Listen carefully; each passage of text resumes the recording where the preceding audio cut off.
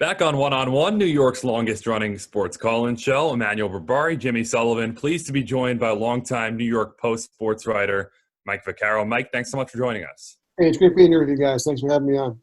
Mike, how refreshing was it to see baseball back and players back out on the New York fields just yesterday? Yeah, it was tremendous because obviously we spent so much time the last couple of months worrying about the pandemic most of all, and then listening to the players and the owners gripe with each other. And then again, renewing our worries about the pandemic. And, I think there's still a lot of concern that the season will even begin if it ever gets to the end or through October. But, for at least a couple of minutes, it's great to be able to watch baseball. And it's the same thing when you talk to the managers. Both managers in New York had their first press conferences via Zoom or via conference call, and to hear them talk about the season as opposed to, the protocols and procedures and all that other stuff. I mean, it is refreshing. I mean, the other stuff's not going to go away, and it's kind of going to be a, kind of a constant companion all year. But every now and again, baseball proves that it has a little bit of a magic to itself. And watching Garrett Cole on the mound, or watching Aaron Judge take swings, that's one of the magical powers baseball has. All of a sudden, you're back and you're like, okay, when can we play? Let's play two. Mike, you touched on it a little bit, but the negotiations obviously between MLB and the Players Association were arduous, to say the least. How much do you think people are going to forget about that if we get to July 23rd and that first pitch is thrown in Washington? Well, I think there was definitely damage done. Obviously, there was. I mean, there's always damage when there's labor battles because people get disgusted by it. Just because they look at baseball differently than look at most sports, and they look at sports differently than look at most businesses. And so there'll be people who are angry. Look, I mean, there are still people who never came back after the strike of 94, 95. I mean, enough came back to where it's been a very prosperous business for 25 years. But there were some stubborn holdouts who, refused to come back after declaring they wouldn't. And I'm sure you get a certain amount of those people, especially for a season that's only 60 games long and has a couple of bells and whistles attached to it. But I do think that, again, just the pull of baseball that we were talking about just a minute ago, that's going to be enough to bring a whole bunch of people back. And I think that once the games play, assuming we get to play games, I think people will kind of just almost by osmosis drift back to the games. And that's what baseball is. It's an everyday thing. It's an everyday habit. And those who have been doing that their entire lives, it's going to be hard to kick it. I mean, I really believe that. People might not be happy with baseball right now, and they might kind of almost look at it as something of a, of a shortcoming in themselves if they allow it back into their lives as prominently as it was before. But that's how much people care about it. And look, there's a certain senselessness to depriving yourself of something you like just because you happen to be mad at it. And look, I mean, that's what baseball is. People are mad at baseball right now, but they're not going to stay that way forever, I don't think. Most people. Some will. But not. I think there'll be plenty of people, especially when you consider the fact the alternative is there's not much else to do right now still. And I think baseball will provide that option for a lot of people. You mentioned in your column yesterday the obstacles that baseball faces, and they're juggling the 5, 10, 15%. What's uncomfortable now in terms of the health aspect of coronavirus? What's the biggest obstacle in your mind to getting a full season done? Well, that and the fact that, look, I mean, there are still some cities, obviously, where they're going to be playing these games, and some states where there's been terrible spikes lately: Florida, Arizona, Texas, California. We've been fortunate in New York because we've kind of flattened the curve a little bit, but we also anticipate there being a second wave of this stuff before a vaccination is invented. So that's going to be a problem. That's the biggest thing, and concerned about players. I mean, what happens if half a pitching staff comes down with the virus? That means that half your pitching staff loses a third of a 60-game season, probably, in terms of recuperation and recovery. So that's a problem. And just to note, and there's just going to be a daily question if there's a lot of positive tests about the morality of playing baseball, and at a time when people are getting sick. And I know that there's this sense now that maybe it's not as deadly as it seemed a couple months ago, which I think is kind of a very difficult game to sell because, I think every one of us had the option of getting the coronavirus and not getting it. Whether I think we choose not getting it, even if we can survive it. I mean, because you just don't know what the long-term health ramifications are yet. And So if we're talking about 15% of the workforce coming down with it, I mean, is that the right thing to do? I mean, it's a fascinating question, and it's certainly something that's not that baseball isn't going to face alone. The other sports are going to, and they're going to face their own days of reckoning. But you just look around, our lives. I mean, Broadway is shut down until the end of the year, and it's only July. We're halfway through the year, and Broadway has already taken a loss for the entire year. That's going to be hard for a lot of businesses, in and out of sports to have to deal with. And these are all the things that the pandemic is forcing us to kind of, confront. Mike, I wanted to ask you about something Brian Cashman said a couple of days ago, which is about this new quote unquote COVID-19 IL. And we saw earlier in the week, teams like the Phillies and the Blue Jays had a few positive tests, and eventually those did come out. I get they're kind of trying to protect players here, and there are probably some legalities of it as well. How difficult do you think that's going to be if a team has an outbreak, if you will, with 5 or even more positive tests to kind of keep that down, if you will? Because we saw with the Phillies, I think it was Thursday, they had a bunch of positive tests and they placed players on the IL, and eventually it did get out despite it maybe not necessarily supposed to be out there. Yeah, I mean, that's just the way it's going to be. I mean, I understand what the IL is for, because I mean there are privacy issues involved, and I get that. But it's kind of, I don't want to say funny, but I mean, if you happen to go to a ballpark one day and you're covering the team and you notice that 4 different guys aren't available, and you realize they're not going to be available for about 2 weeks, I mean, you can add 2 and 2 together in your head, right? So I mean, it's just, I mean, but it's again, I mean, nothing about this season is going to be normal, and nothing is going to make sense in a lot of ways.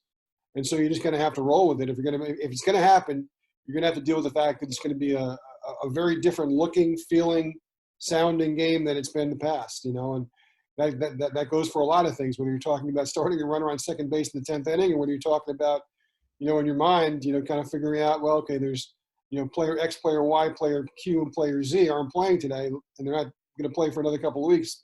Okay, therefore, it's kind of like the old, it's kind of like the logic classes you guys take in college right now. You take, if A then B equals C. That's kind of what it is. But it's also just part of the adjustment of living in this world now. Mike, how different has this been from a media angle, both during the layoff and now trying to cover what's mostly remote Zooms and obtaining footage? Yeah, it's different. I mean, look, during the course of the last 3 or 4 months, when there's been literally nothing to cover, it's been challenging, and it's been somewhat fun in a way to kind of come up with ideas, a little bit off the beaten path. Maybe go back and look at something historical that happened 50 years ago or 25 years ago, and kind of right to that. Trying to see how those things apply to modern times. That was fun, but I think all of us who are in sports media do it because we like the sports part of it, which means the fun and games. So it's been it's been a relief to a degree to be able to write about the coming of a baseball season, even if there's a lot of caution and wonder about whether it's going to exist. But the fact is that it's a different world. I mean, those of us who do our jobs a certain way. I mean, I've been covering baseball for 31 years, and every one of the days I started covering baseball, every one of the days I covered baseball started and ended in a clubhouse, talking to players, talking to the manager, and developing relationship, developing the kind of trust with people that they'll be able to feel free to tell you stuff.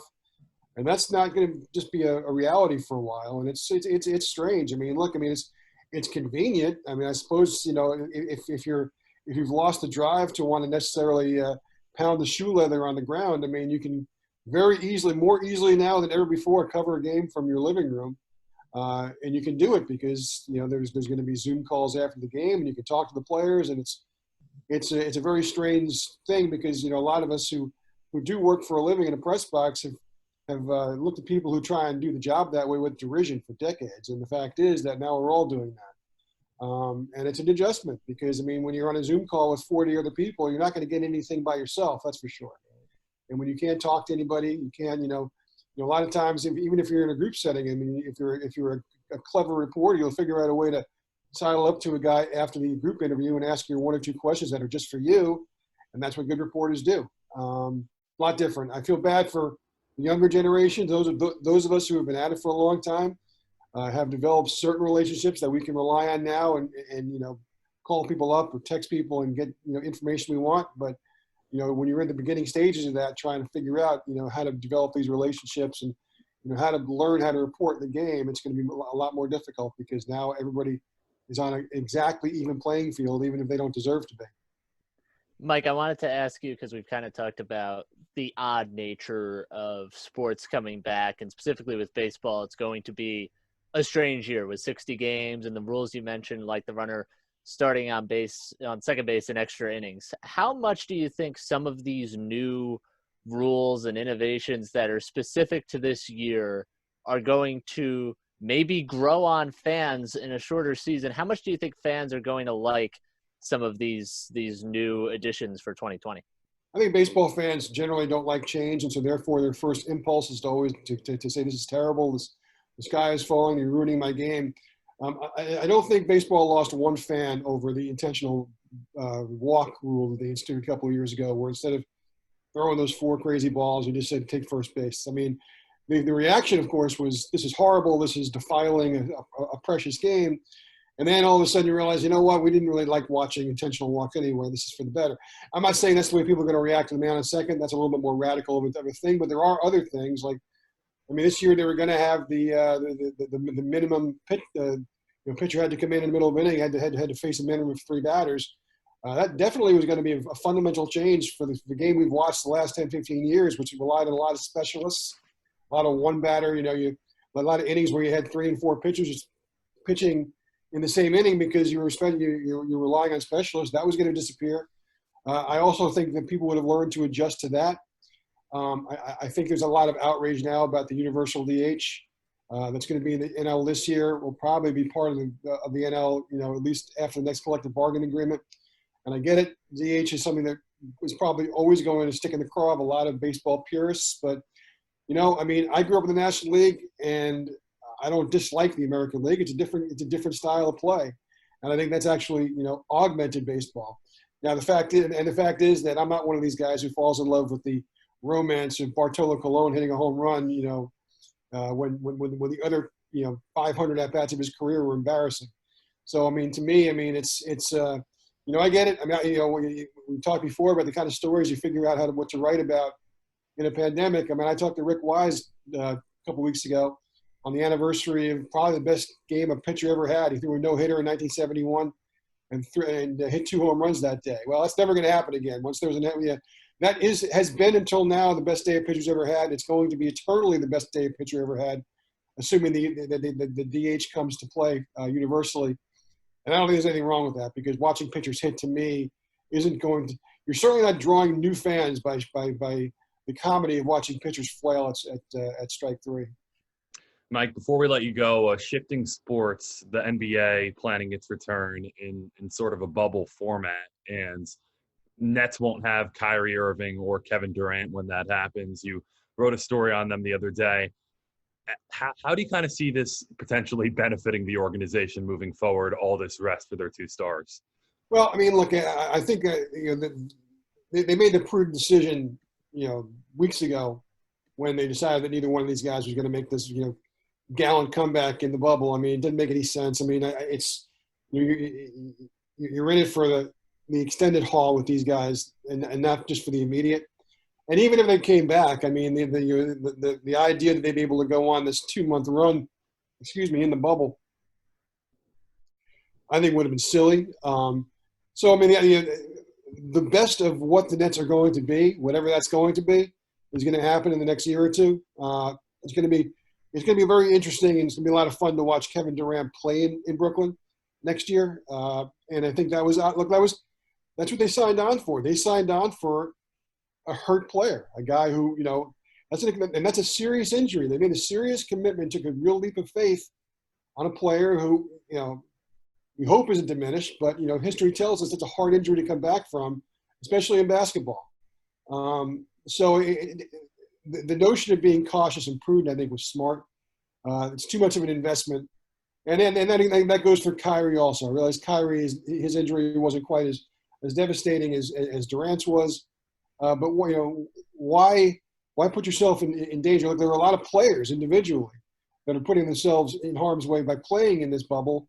You know, whether you're talking about COVID or whatever else. I mean, some people are looking for big paydays after the end of this year, and they're going to play, or they're making the choice to play. Some are choosing to opt out, but a lot of them are choosing to play, and that's that's their own individual choice, and good for them for that.